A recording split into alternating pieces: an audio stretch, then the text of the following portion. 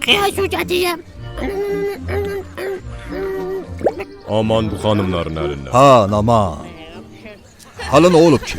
Bar çıxartmaq olmur ki. Tut bunu. Məsələ nədir? Keyfidəki sazdır, damağdakı çağdır.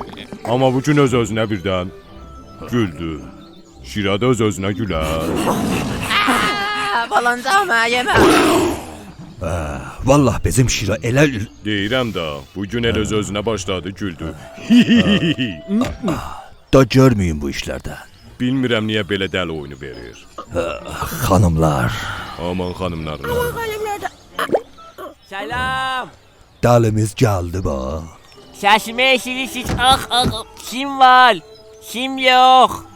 Ah maşallah. Neydi selam? Vah sarımsak yemişsin. Sana ne olur? Hesat. Bundan yaxşı olmaz. Her ne kıyal tadı verir. Ha, koy diyeyim da kız halını tutu. Ah benim neyimdi. Helen'in bir sevgilisi var. Ama benim fakat yaraşıklı tipim ve bu sezonlarım var.